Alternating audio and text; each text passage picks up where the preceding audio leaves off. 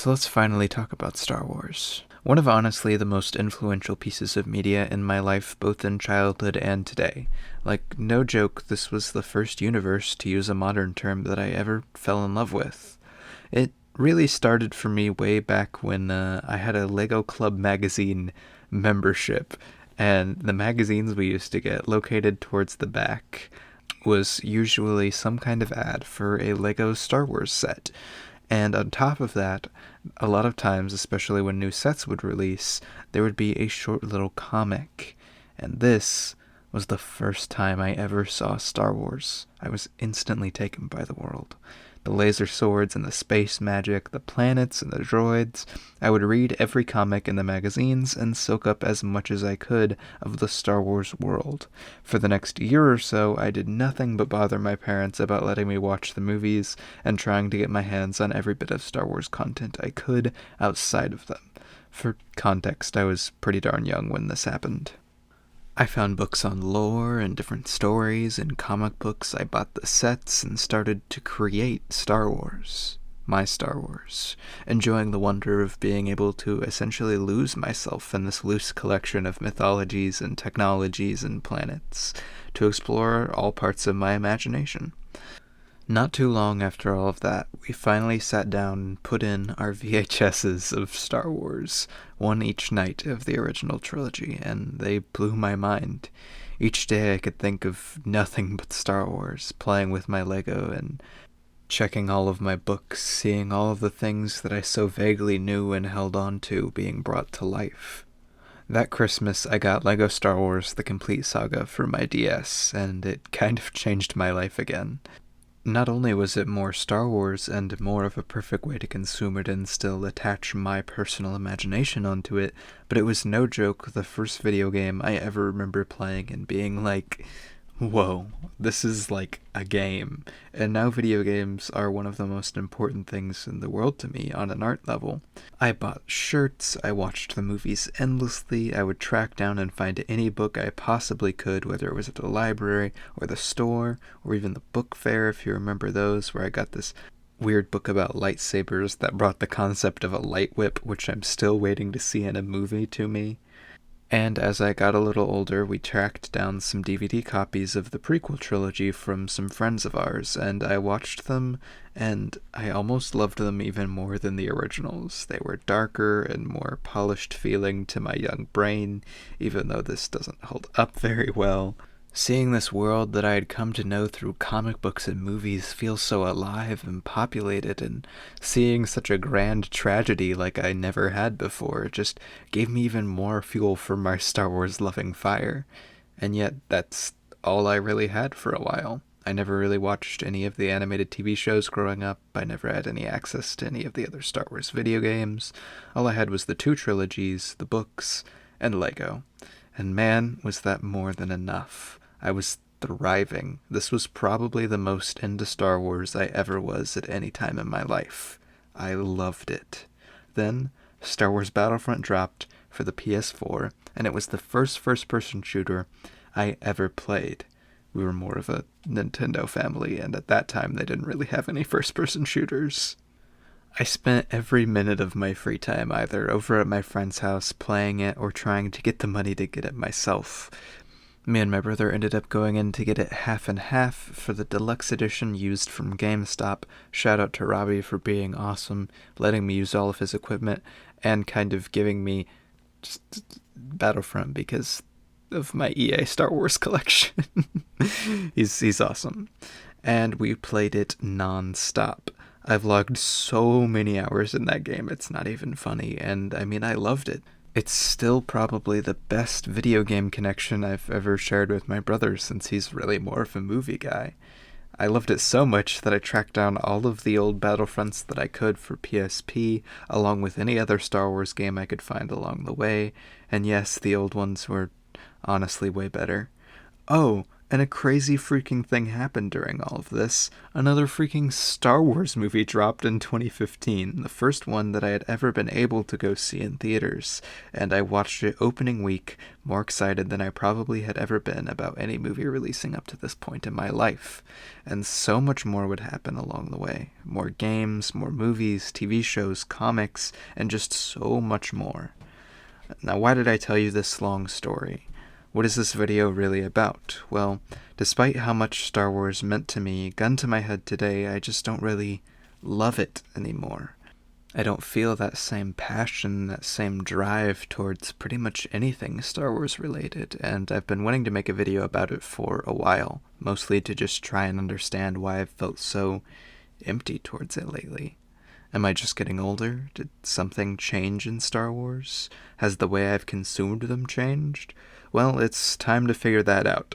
So strap in for the unabridged tale of love, hate, and why LEGO Star Wars might still be the best one.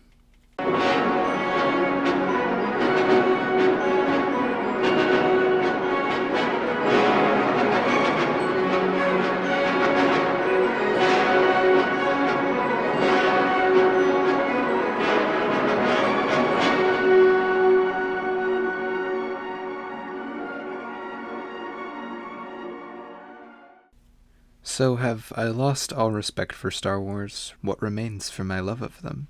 I was re-examining a lot of the movies and series and found that, honestly, so much of my love for them, and even the influences they've had on me, are still very much there to this day.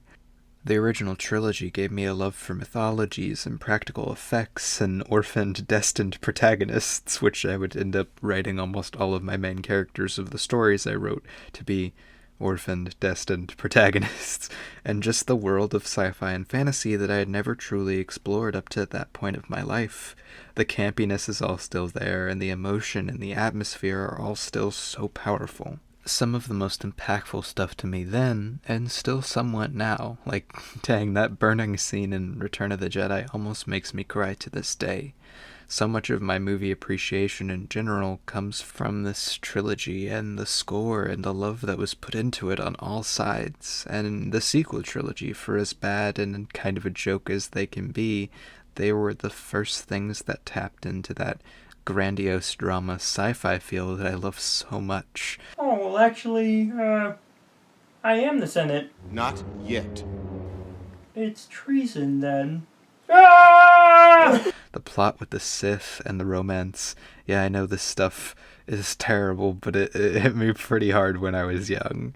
The grittiness of the action and actually seeing the war, I fell in love with the side characters and the locations like Camino and the cast, and that's never really gone away. Watching them today is definitely an interesting experience. I honestly love laughing at them. I mean, it's the prequels.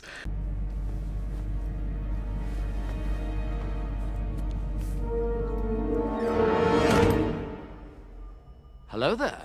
They look terrible, the dialogue is terrible, and man, some of them are just real boring. But especially with watching the Clone Wars, there's so much love that I have for all of the tiny details, and the emotion behind Anakin and Obi-Wan's relationship, leaving Revenge of the Sith to honestly be one of my favorite Star Wars movies in all of the canon. Both trilogies feeding so much into different parts of my interests and movies, each forming and giving me a new kind of love and appreciation for the art form. And even more so than a lot of the movies in terms of holding up and having Star Wars magic, things like the Clone Wars, which I'm watching through for the first time in my life now, blow me out of the water, even when inconsistent at times. It takes that world that I loved so much and the weight and the politics that were so new to me and explores them in an actually in-depth way with, good filmmaking and compelling stories, which was something that was a little lacking from the prequels, and it's honestly a fantastic show. Truly one of the best things to ever come out of Star Wars. And then to video games, I mean, I love video games so freaking much. Shout out to video games. LEGO Star Wars I played obsessively before I even watched the prequels. I experienced a shell of what the movies were through them, and honestly, I held on to it as even being better than the trilogy itself and making me get more into the things that made Star Wars so special, making the vague ideas and the music and the atmosphere the forefront of Star Wars. What makes this game and pretty much all of the old LEGO games even better than any of the new ones and new shorts and stuff is that there really isn't any dialogue, and makes it to where it's not leaning on the dialogue for bad cheesy jokes like many of the later LEGO games would. Without the Jedi, there can be no balance in the Force. The General's been after this for a long time. But the General? Ain't no rate you can get online. Go to the General and save some time. But it plays to the key elements of what make LEGO so special, and especially Star Wars to me. Imagination. Instead of having things be told to you, you hands-on learned the vague ideas that it's presenting with the world and the music and the mechanics, and you form your own story around it. Star Wars becomes your world as you and your siblings and your next-door neighbor use glow sticks as lightsabers at night, having epic battles and using the Force on each other, throwing yourself backwards as your friend makes a little push motion. And it feels so real. Or making up and running short little stories kind of similar to D&D with your LEGO Star Wars stuff with your friends, but way before you even knew what D&D was. Now at this point I know what you're probably thinking. Here comes an extremely nostalgia-ridden fan on Star Wars who's about to blame the sequel trilogy for all of Star Wars' problems. Why did we click on this video? Blah blah blah. Which I actually pretty well like the sequel trilogy, even though they're not that great. Or maybe you're thinking, here comes another guy blaming the fact that he no longer feels like a kid while watching them as a problem. He's grown up, he's no longer a kid, he needs to grow up and move on, which, no. Not that I don't need to grow up, I do, but Star Wars didn't make me feel like a kid when I was younger. It tapped into my imagination, and imagination isn't something that you just lose when you grow up, in my opinion. Or at least it's something that you don't have to lose when you grow up. I may not be having lightsaber fights with my friends anymore or playing with Lego, but that imagination and love I still have.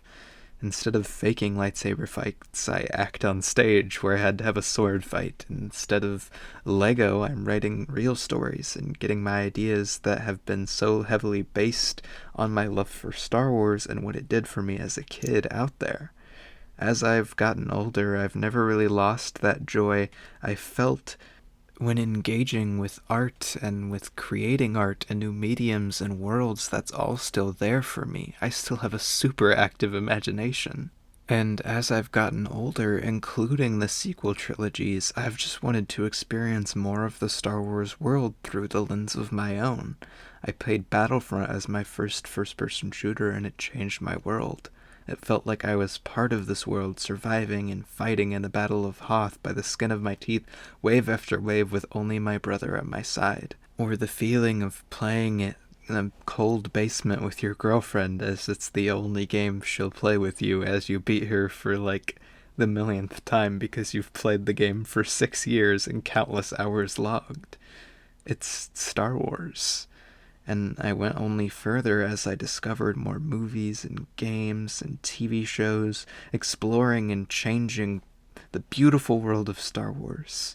Even the ones that broke the canon of the later movies, like the game Lethal Alliance, because it didn't matter the consistency of the world or narratives to me. It mattered that it felt like Star Wars. It was my world. Even later games like Fallen Order felt so electric despite the game not being anywhere near finished feeling. It was doing something new and wonderful, and it got my imagination for the character and the world back again. It became my world again. My world that I could share my love of with my family and friends. A world that would lead me to discover yet another one of my new biggest potential loves and careers, even showing me miniature war games and super complex card games and strategy games, something that I now myself make. It was my world that I could love and create, and so many people loved, but like Alderaan, there was always a hanging, looming threat, a world-ending laser hanging you by a thread. And as I watched all of these new movies and played all of these new games and TV shows, I just started to feel less and less interested, even though I liked the movies. I loved the experience of being able to see all three of the new trilogy in theaters. That was so cool for me. But afterwards, I just felt kind of empty. So it's time to talk about the sequels, the TV shows, and Star Wars Squadrons. Execute order, Disney.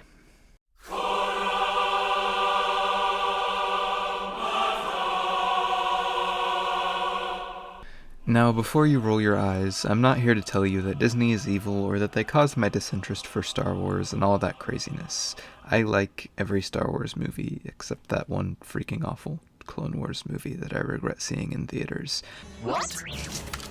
Yes, even Rise of Skywalker. I don't care how bad they can be and how stupid their plots are and all of that. Star Wars has always been a little stupid and a little bad, to me anyway, and it never really mattered.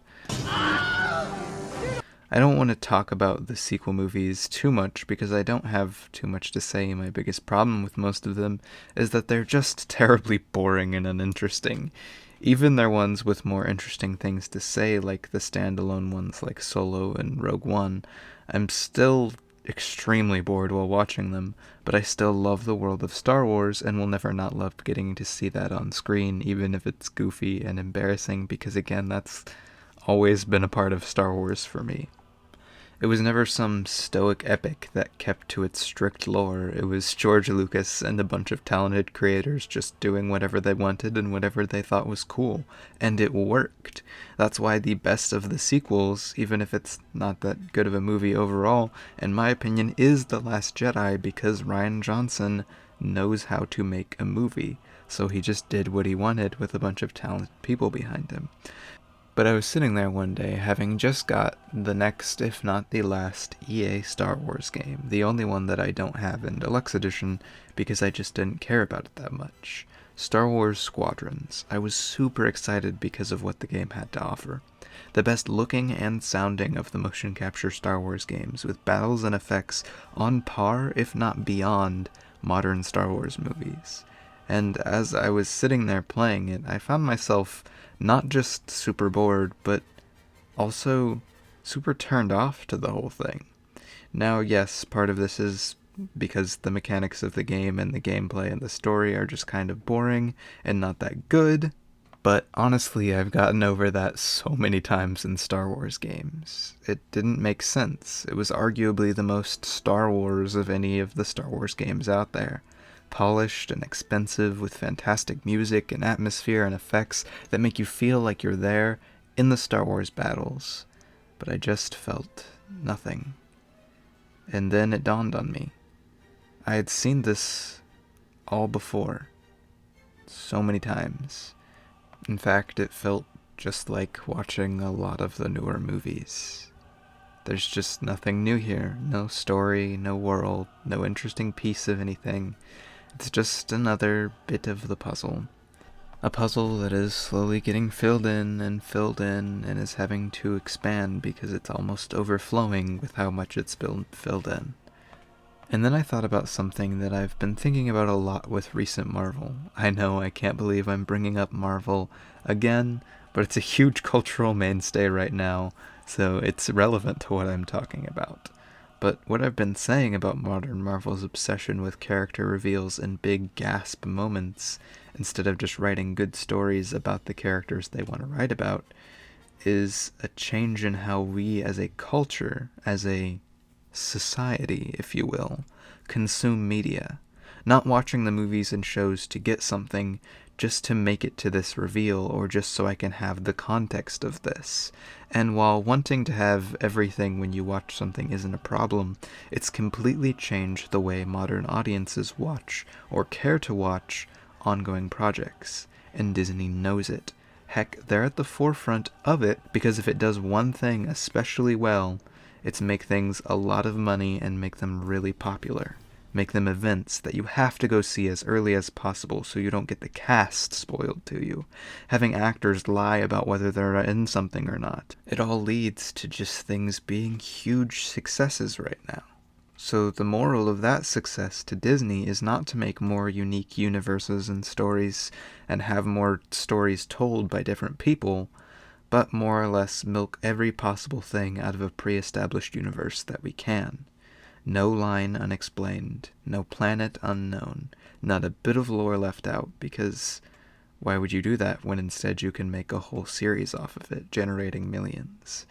I know I said the sequels aren't the cause of it, but they kind of play into it because the story is never really able to rest. It keeps bringing everything back to connect and connect. It becomes no longer something that lives in your mind, something that you can imagine and play with, because there's nothing to imagine. It's flown too close to the black hole while the hyperdrive is down. And I know some people love it. It's opened the doors for many voices and a bunch of creativity and opportunity for people to find Star Wars and get those little things that I loved growing up. Heck, even I love some of the pandering, universe-hole-filling stuff. I had a lot of fun with The Mandalorian. Watching episodes when they came out, projected in the backyard with my cousin, was a really fantastic experience. But even the show itself, as good as it is compared to a lot of Star Wars, feels so lacking in all the things that made me fall in love with the world and with Mandalorians. Even Battlefront 2, the new one, had a fantastic story campaign in my opinion, but I got so caught up in the flashiness of the world and what they could do with it that the gameplay was so infuriating I hardly ever play it. It's like my energy towards the series was getting slowly sucked away bit by bit. Things like the Book of Boba Fett, a completely lifeless, uninterested with itself story, that they couldn't even keep Boba Fett as the main character because they just didn't care. They were just filling holes in the timeline, building a wall around my imagination and crushing it with force powers of a good capitalist decision. And so I sat there depressed that my former friend would be gone forever. And then we decided to go on vacation, as I decided to write a video about Star Wars.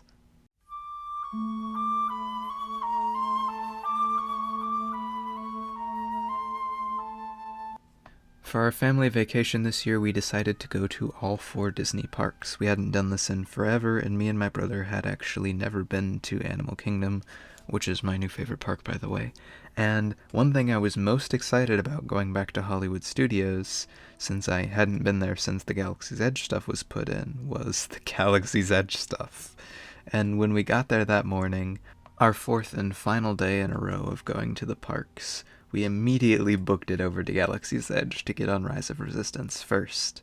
As I carted my girlfriend around in a wheelchair, shout out to that lady who ran over a foot in Epcot and never stopped or turned around or anything, just kept zipping on by. We walked in and I just sighed. As we stopped in line, I closed my eyes and just breathed, taking in the music and the surroundings and the noise of people. I opened my eyes, looking around at the costuming and the lighting and the intricate designs and the buildings, the small details as we moved further in, and we walked past small lockers with costumes and props, and I saw the blaster cases and was able to name every single one of them to my girlfriend and what they did. I could feel my excitement and my imagination rising, get it? And then we got on the ride, and my mind was blown. Not only was it probably the best, most immersive, multi-leveled theme park ride I have ever been on. I don't want to spoil the ride, but it was honestly the most amazing ride I've ever done. Nothing I've ever experienced. As we got seated for the actual ride part of the ride, I started thinking, and the first thing that actually popped into my head above anything else was Lego Star Wars. I felt it again as the world became mine again. I felt the tangible atmosphere of the world around me. Afterwards, we went on Smuggler's Run, and I was high off the ride, and we started noticing the layers and the love put into everything, like the game of sabacc on the table where you can barely see it. And I thought about playing sabacc with my friends with poker chips for hours, and Star Wars Knights of the Old Republic. And the ride itself was something straight out of a Lego Star Wars minigame. Despite all the people and all the attempts to sell you a billion stuff, if I closed my eyes, blue milk in hand, and let my imagination run wild, the world was still there. It was all around me with the love and the care and joy that I'd always had, and I figured something out in those streets, droids all around.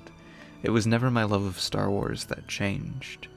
It was the culture around Star Wars that did.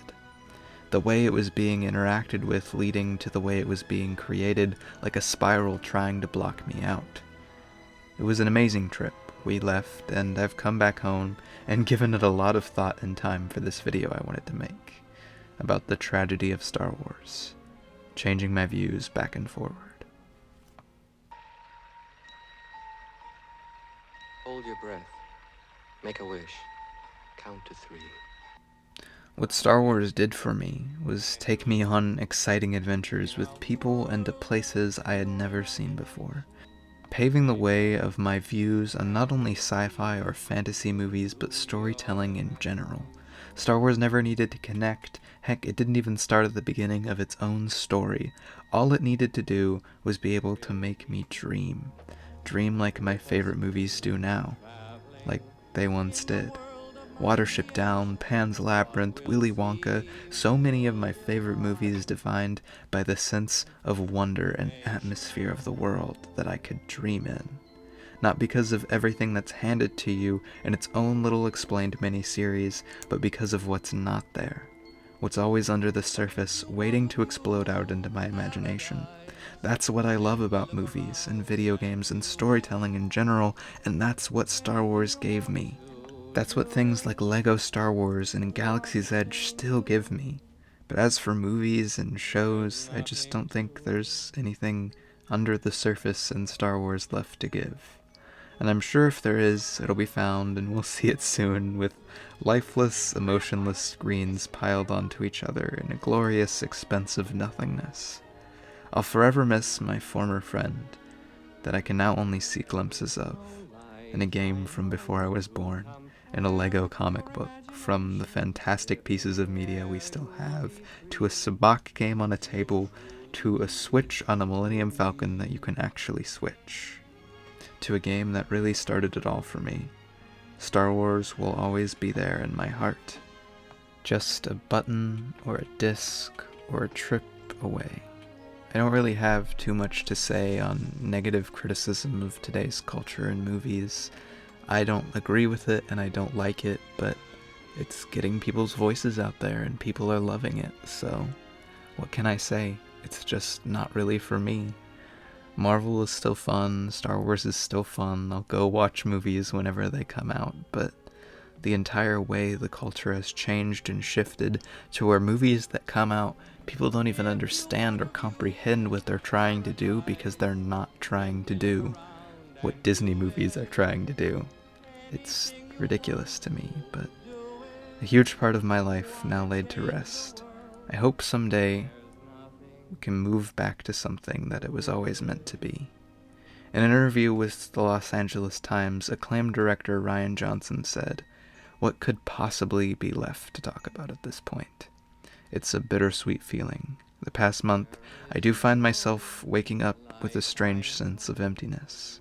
When people ask me, 'Don't you think people are going to get sick of Star Wars movies?' To me, that question indicates that they're thinking of Star Wars movies as a museum exhibit that is wheeled out once a year so you can say, 'Oh, I loved that thing. Oh, I remember that thing.' And yes, if Star Wars is that, people are going to get sick of it really quickly. But if Star Wars are great new movies that are exciting and feel fresh and that challenge you and surprise you and make you feel things and engage with you in ways that those original movies did, but always taking you to new places, both in the galaxy and emotionally, that's never going to get old. That's what it's all about. It's a universe. It's our universe, and we can shape it to be whatever we want it to. All we have to do is use a little imagination. Thanks for watching.